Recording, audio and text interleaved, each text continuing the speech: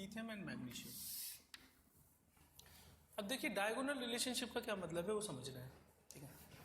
Lithium के जो family members हैं, lithium, sodium, potassium, rubidium, caesium, और इधर beryllium, magnesium, calcium, strontium, barium. अब होता यह है कि लिथियम की प्रॉपर्टी मिलती जुलती किससे है? मैग्नीशियम से। यानी ये अपने ग्रुप के जो बाकी मेंबर्स हैं उनसे डिफरेंस शो करता है because it is very small in size.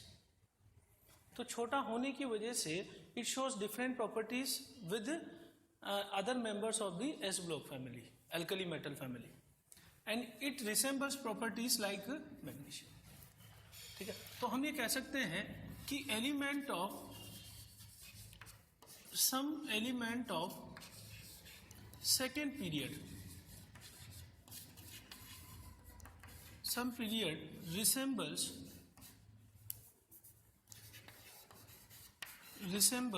properties like element of third period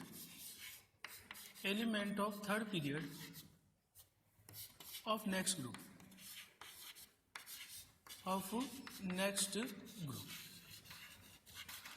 यानी कहने का मतलब ये है कि ये तो अपने सेकेंड पीरियड है प्रिडिक्टेबल में, और ये थर्ड पीरियड है। तो कुछ एलिमेंट ऐसे हैं सेकेंड पीरियड के जो अगले ग्रुप के थर्ड पीरियड वाले एलिमेंट के साथ सिमिलरिटी शो कर रहे हैं। This relation is called as, it is diagonal relationship. It is diagonal relationship. अब हमें ये देखना है कि इसका रीजन क्या है। रीजन सबसे पहला है same polarising power. Same polarising power.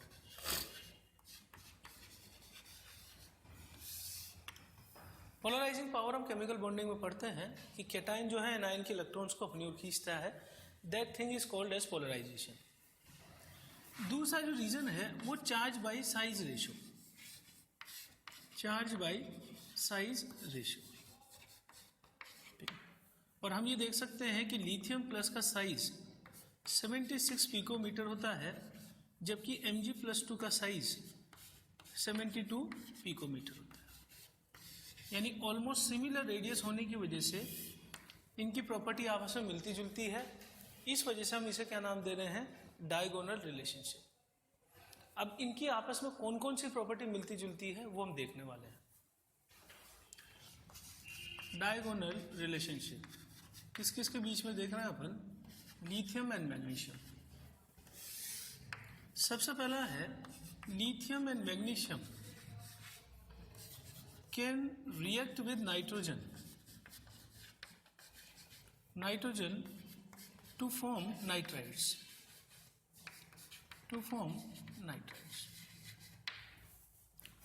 ये हमने लिथियम की प्रॉपर्टी देखी थी कि ग्रुप के जो बाकी मेंबर हैं सोडियम, पोटेशियम, रुबिडियम, वो नाइट्रोजन से रिएक्ट नहीं करते, जबकि लिथियम एटमॉस्फेरिक नाइट्रोजन से रिएक्ट करके Li3n बनाता है। Same behaviour is shown by magnesium. Magnesium can also react with nitrogen to form Mg3n2। अब नाइट्राइड की खासियत क्या है कि अगर मैं इसमें वाटर डालूंगा तो ये बनाने वाला है LiOH हाइड्रोलाइसिस से, plus ammonia will be released. ऐसे ही मैं इस पर वाटर डालूंगा तो MgOH whole twice is formed, plus ammonia will be released. तो पहली सिमिलरिटी है कि both can react with nitrogen to form nitrides. दूसरी सिमिलरिटी है bicarbonate of both. Bicarbonate of both are liquid. कहने का मतलब है कि LiHCO3 is liquid as well as MgHCO3 whole twice is also liquid. Lithium के केस में ऐसा होता है कि बाकी के बाइकार्बोनेट देखें हम, बाकी के बाइकार्बोनेट सॉलिड है, मतलब सोडियम के बाइकार्बोनेट, पोटेशियम के बाइकार्बोनेट, उनमें एक्सेप्शन है कि लिथियम बाइकार्बोनेट इज कि कार्बोनेट्स ऑफ बोथ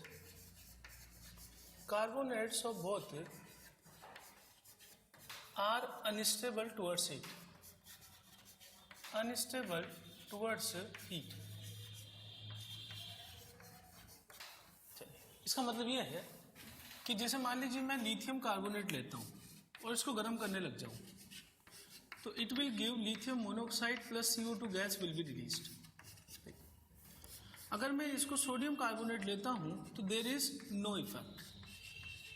तो अपने ग्रुप के बाकी मेंबर से तो, और जो नीचे वाले हैं उनके लिए भी यही है, तो लिथियम जो है डिफरेंट बिहेवियर शो करता है सोडियम से। सिमिलरली अगर मैं ले लेता हूँ MgCO3, तो गर्म करने पे it also gives oxide and CO2 gas will be released. तो ये दोनों के अंदर ये सिमिलरिटी हो गई लिथियम और मैग्नीशियम। चौथा है कि LiCl and MgCl2 are soluble in ethanol,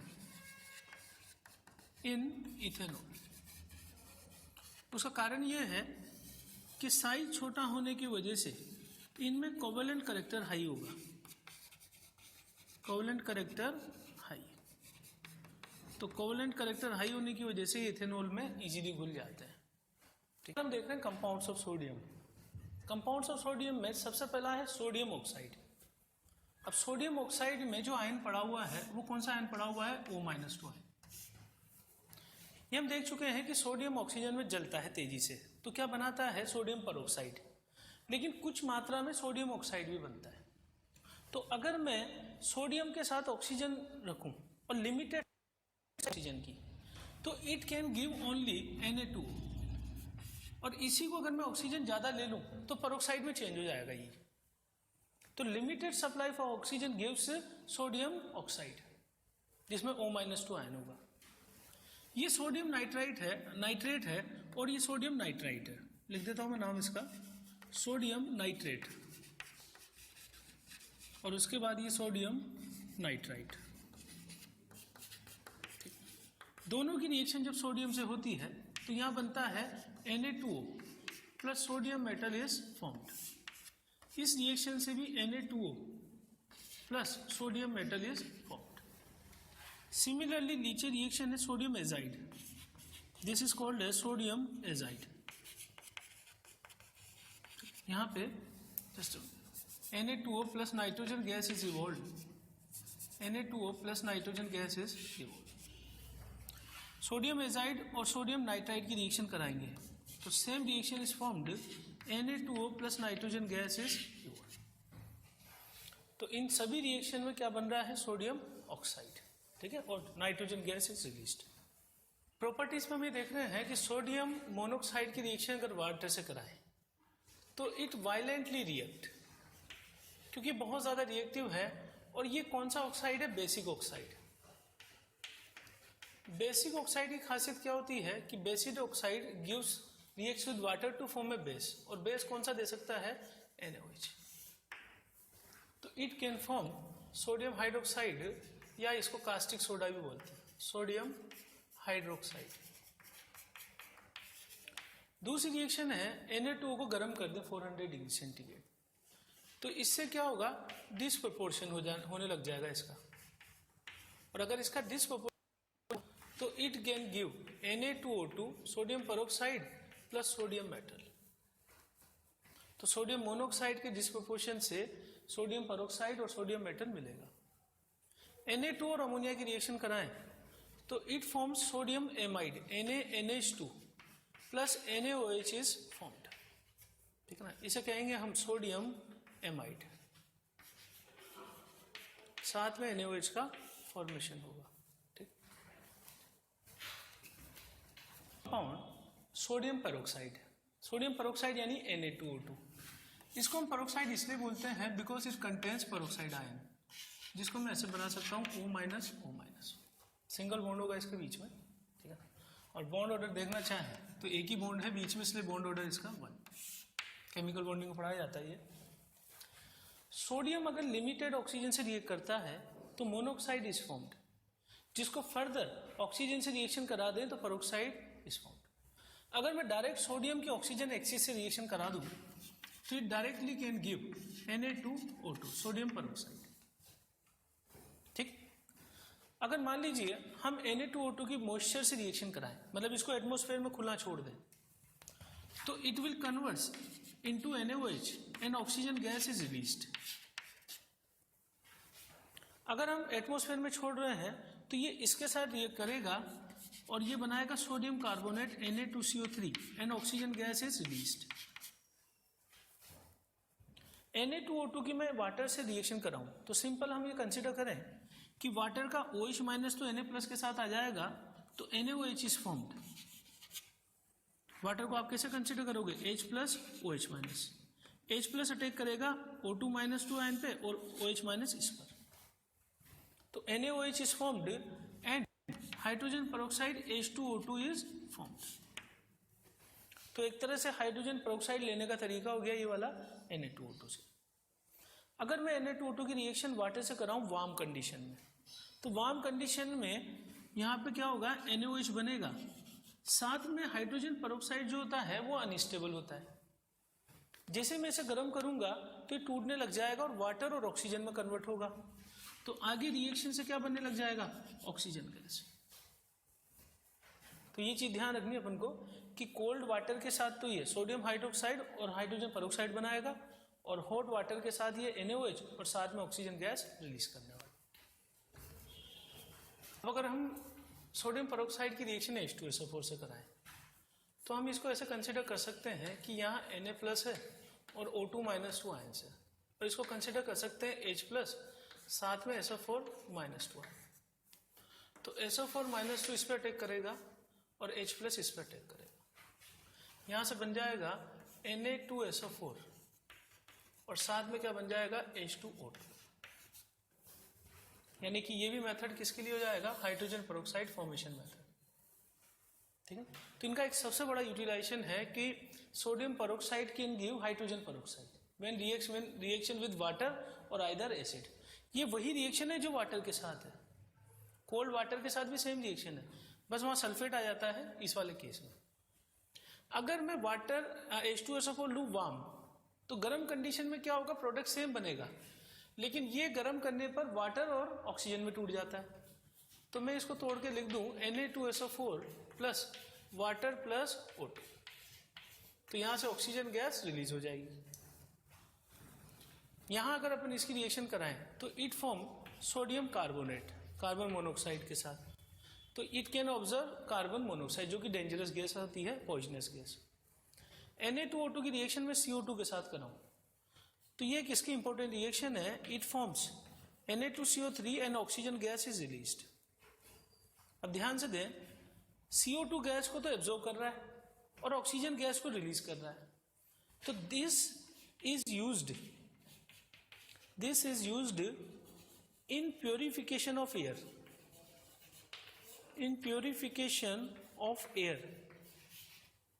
in submarines. अब एक्चुअली क्या होगा, जैसे मान लीजिए सबमरीन्स के अंदर अपन बात करें तो अंदर क्या होगा? जो भी उसमें बैठा हुआ है वो ऑक्सीजन गैस इनहेल करेगा और CO2 गैस बाहर निकालेगा। धीरे धीरे जो एटमॉस्फेयर है सबमरीन का, उसके अंदर CO2 की मात्रा बढ़ती जाएगी, तो CO2 को एब्जॉर्ब करवाने के लिए हम क्या पाउडर रख देते हैं? Na2O2। Na2O2 powder reacts with CO2 gas and it converts into Na2CO3 and oxygen gas is released। तो हमें फायदा क्या हो गया? CO2 कम होने लग गई और ऑक्सीजन गैस बढ़ने लग गई।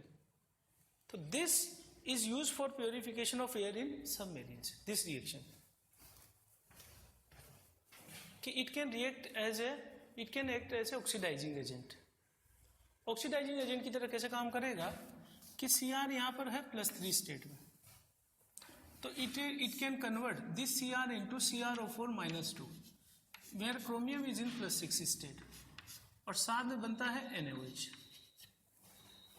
तो ये ऑक्सीडाइज कर रहा है Cr को +3 से +6 स्टेट में। सिमिलरली Mn+2 स्टेट में है और Na2O2 से रिएक्शन करा दें तो it will work as a oxidising agent, और उस केस में Mn+2 को ले जाता है MnO4- में, साथ में बनेगा Na2SO4। ठीक, Na2S को ये ऑक्सीडाइज करके किसमें बदल देता है? डायरेक्ट Na2SO4 में से, और ये ऑक्सीजन जो आ रहा है ये कहाँ से आ रहा है कि Na2O2 gives Na2O plus oxygen, जो ऑक्सीजन किस में काम आएगी, एज ए ऑक्सीडाइजिंग एजेंट। अगर बहुत ही स्ट्रोंगर ऑक्सीडाइजिंग एजेंट है, बहुत ही स्ट्रॉन्ग ऑक्सीडाइजिंग एजेंट कौन से होते हैं, जैसे KMnO4 एसिडिक मीडियम में या K2Cr2 दोनों अपने सिलेबस में है। तो बहुत ही स्ट्रॉन्ग ऑक्सीडाइजिंग एजेंट की रिएक्शन करा दूं मैं O2-2 से, यानी सोडियम परऑक्साइड से, तो ये एसिडिक मीडियम में खुद तो जाता है Mn+2 में और इसको कन्वर्ट कर देता है O2 में, यानी ऑक्सीजन गैस इज लिबरेटेड। अगर मैं Na2O की रिएक्शन ऑक्सीजन से कराऊं, ठीक है, तो वैसे तो क्या होता है कि Na2O की रिएक्शन ऑक्सीजन से कराने पर Na2O2 बनता है, लेकिन बहुत एडवर्स कंडीशन है 300 ATM, तो it can give Na2O2 after reaction with oxygen gas. तो जो है Na2O2 की रिएक्शन ऑक्सीजन से कराएं बहुत एडवर्स कंडीशन में, तो it can form NaO2 super oxide. तो अभी मैंने थोड़ी देर पहले डायगोनल रिलेशनशिप में लिखा था कि लिथियम का जो मोनोऑक्साइड है it doesn't give super oxide, लेकिन अगर अपन सोडियम के ऑक्साइड की रिएक्शन ऑक्सीजन से करा दें और बहुत हाई प्रेशर रखें तो it can give super oxide. बनाने का मेथड NaOH को हम क्या बोलते हैं, सोडियम हाइड्रोक्साइड, सोडियम हाइड्रोक्साइड, या इसका दूसरा नाम है कास्टिक सोडा। ये कॉमन नेम है इसका एक तरह से, कास्टिक सोडा। गॉसेज प्रोसेस में क्या करते हैं, सोडियम कार्बोनेट और COH कैल्शियम हाइड्रोक्साइड की रिएक्शन करा देते हैं। एक्चुअली इसमें कौन कौन से आयन है अपने पास, Na+ और कार्बोनेट आयन है, और इसमें आयन है अपने पास Ca+2 और OH-।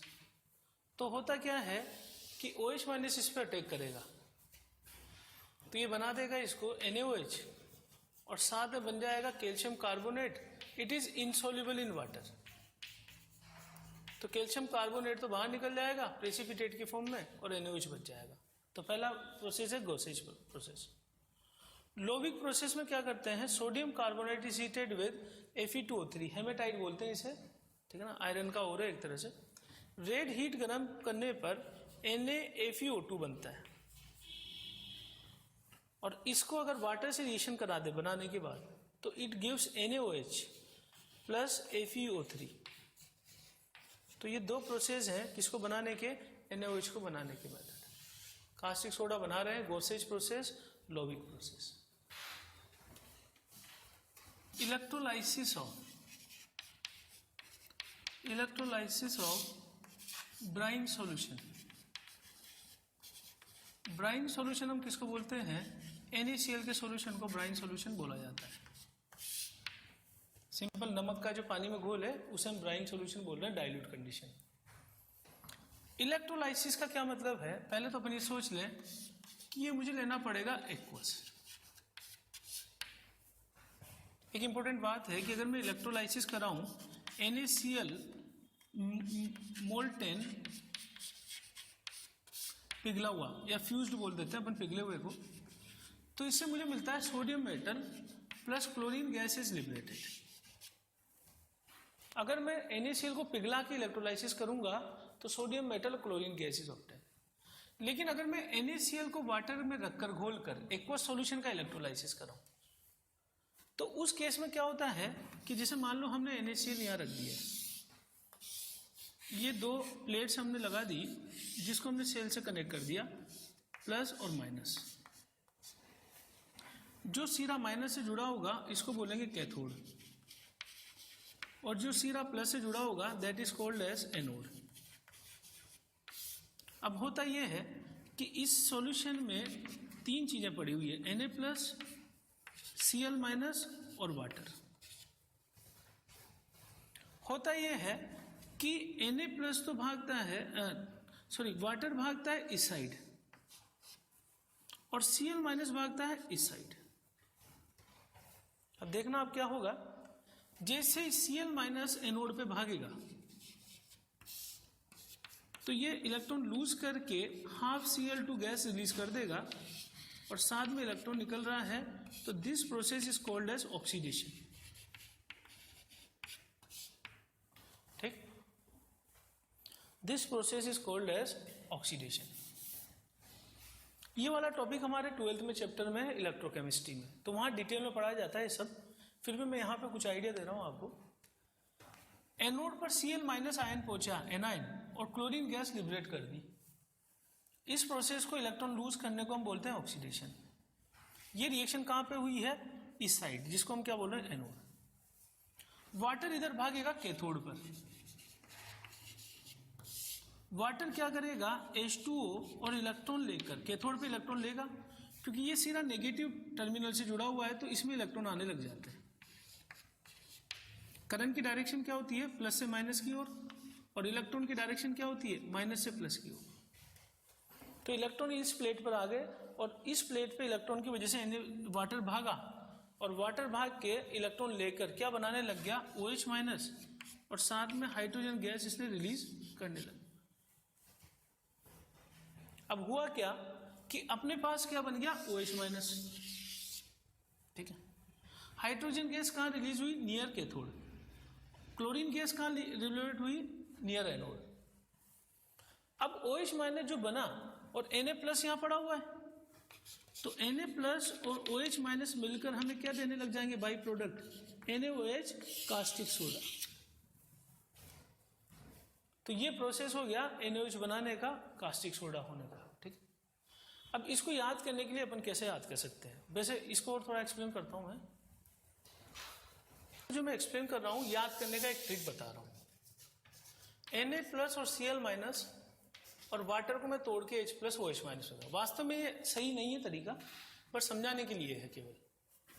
Cl- Cl2 gas release करेगा, और H+ से हाइड्रोजन गैस रिलीज हो जाएगी। यानी यही रिएक्शन है, वाटर से क्या रिलीज हो जाएगा? हाइड्रोजन गैस नियर कैथोड, और Cl- से क्लोरीन गैस लिबरेट हो जाएगी नियर एनोड, और ये दोनों मिलकर हमें बाई प्रोडक्ट क्या दे देंगे? NaOH। अब एक क्वेश्चन यहाँ पे ये होता है, जो कि इलेक्ट्रोकेमिस्ट्री में हम डिटेल में समझते हैं, कि कंपटीशन था Na+ और वाटर के बीच में। तो Na+ क्यों नहीं भागा, जबकि पॉजिटिव चार्ज है? प्लेट मेरे पास कौन सी पड़ी हुई है? नेगेटिव प्लेट, जिसपे इलेक्ट्रॉन पड़े हुए हैं। तो कायदे से तो Na+ को भागना चाहिए था, ठीक है? लेकिन भागा कौन है? वाटर। ठीक। तो उस केस में अगर मैं यहां देखूं, तो उसका कारण यह है कि इसका जो स्टैंडर्ड रिडक्शन पोटेंशियल होता है, ये होता है -2.71 वोल्ट, जबकि वाटर का SRP होता है -0.83 वोल्ट। तो जिसका SRP हाई होता है वो रिएक्शन में प्रेफरेंस पाता है। तो वाटर का SRP होने की वजह से, हाई होने की वजह से, वाटर का रिडक्शन पहले होने लग जाता है। ये कारण है कि Na+ और वाटर में, ये 12th का पार्ट है इलेक्ट्रोकेमिस्ट्री का। अब इस प्रोसेस की एक लिमिटेशन है। लिमिटेशन ये है कि जब अपन क्लोरीन गैस को लिबरेट करवा रहे हैं, क्लोरीन गैस यहाँ लिबरेट हुई है, ठीक है, और यही सॉल्यूशन में NaOH बन रहा है, ठीक है। तो chlorine gas should not come into contact with NaOH, should not come into contact with NaOH। लेकिन ऐसा तो पॉसिबल नहीं है, क्योंकि इसी सॉल्यूशन में NaOH बन रहा है और इसी में क्लोरीन लिबरेट हो रही है। अब होता क्या है कि क्लोरीन गैस को जैसे ही बेसिक मीडियम मिलता है NaOH का, ये डिसप्रोपोर्शन शो करने लग जाती है, और डिसप्रोपोर्शन से बनाने लग जाती है Cl- प्लस OCl- आयन। यानी मैं इसको ऐसे लिख दूं, NaCl प्लस NaOCl। और इस वजह से हम ये कहते हैं कि chlorine gas should not come into contact with NaOH। पर अब ये तो कांटेक्ट में आना ही है। तो इस प्रॉब्लम से बचने के लिए अब दिक्कत क्या हुई इससे दिक्कत ये हुई कि जो NaOH हमारा बन रहा है सॉल्यूशन के अंदर, वो क्लोरीन से अंदर ही अंदर रिएक्ट करके ये दोनों आयन बनाने लग गया। तो इसका मतलब हमें प्योर NaOH नहीं मिल सकता, क्योंकि उसमें ये दोनों भी पड़े रहेंगे। तो इस दिक्कत से बचने के लिए हमने एक नया सेल बनाया है, जिसको बोलते हैं कास्टनर सेल। कास्टनर केर्नर सेल में हम क्या करेंगे? NaOH को इससे मिलने से रोकेंगे, क्योंकि अगर ये दोनों मिले तो डिस्प्रोपोर्शन होना ही होना है क्लोरीन गैस का। ठीक, ये chlorine should not come into contact with NaOH। हम क्या कर रहे हैं, मरकरी कैथोड सेल बना रहे हैं। अब इसमें क्या होता है, देखिए इसमें कार्बन के एनोड्स होते हैं, इन सबको हमने कनेक्ट किया हुआ है किससे, पॉजिटिव साइड ऑफ बैटरी से, ये प्लस और ये माइनस, और माइनस को कंबाइन हमने किससे कर दिया, जहां पे मरकरी फ्लो कर रहा है, दिस इज मरकरी, और ये किसकी तरह काम आ रहा है अपने पास, कैथोड। ठीक, अब होगा क्या कि मरकरी का जो कैथोड है यहां Na+ भी पड़ा हुआ है और वाटर भी पड़ा हुआ है। हमने पिछले केस में देखा कि वाटर जाकर रिड्यूस हो रहा है और Na+ ऐसे बच जा रहा है। अब की बार क्या होता है, Na+ भागता है। अब Na+ क्यों भागा, because Na has affinity towards mercury, affinity क्यों रखता है, because sodium can react with mercury to form NaHg amalgam. Actually क्या होता है कि मरकरी की टेंडेंसी कई सारे मेटल को घोलने की होती है, और जब ये घोल लेता है इसको, तो घोलने के बाद जो कंपाउंड बना उसे अमलगम बोलते हैं। तो सोडियम मरकरी का अमलगम बना और वो क्या करता है, यहां से बाहर निकाल लेते हैं हम। अमलगम किसका निकल गया, NaHg का, मतलब सोडियम मेटल डिजोल्व होकर मरकरी में बाहर निकल गया। अब हम क्या करेंगे, जो बाहर अमलगम निकला आउटसाइड, इसकी रिएक्शन वाटर से करा देंगे। तो वाटर से रिएक्शन करते ही बनाएगा NaOH plus hydrogen gas plus mercury. Mercury can be recycled, दोबारा यूज कर लेंगे, मरकरी कैन बी रिसाइकल्ड। अब हो क्या रहा है ये समझ लो। जब हमने NaCl का एक्वस कंडीशन में हाइड्रोलाइसिस करवाया था, तो वहां कंपटीशन हुआ था Na+ और वाटर के बीच में, और वाटर को प्रेफरेंस मिली और वाटर ने OH- बनाया। तो वाटर के OH- के बनने की वजह से Na+ ऐसा कैसा पड़ा रहा, और Na+ OH- मिलके क्या बना दी, NaOH। पर ये NaOH क्लोरीन गैस के कांटेक्ट में आके डिस्प्रोपोर्शनेट होना चालू कर दिया।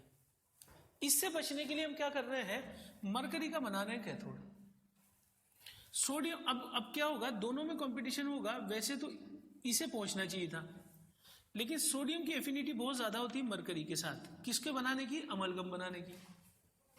सोडियम और मरकरी अमलगम बनेगा और उसे हम बाहर निकाल लेंगे, और बाहर निकाल के आउटसाइड हम इसकी रिएक्शन करा देते हैं वाटर से। तो NaOH बन जाएगा, साथ में हाइड्रोजन गैस रिलीज होगी और मरकरी सेपरेट हो जाएगा, जिसको हम रिसाइकल कर सकते हैं। तो फायदा ये हुआ है कि NaOH इस सेल के अंदर नहीं बना, इससे पहले वाले कंडीशन में NaOH यही बन रहा था। अब NaOH बना है बाहर, और it is not coming into contact of chlorine gas. तो हम इसके डिस्प्रोपोर्शन को रोक सकते हैं, किसको यूज करके, मरकरी को as a cathode, and this method is called as, this cell is called as Castner Kellner cell.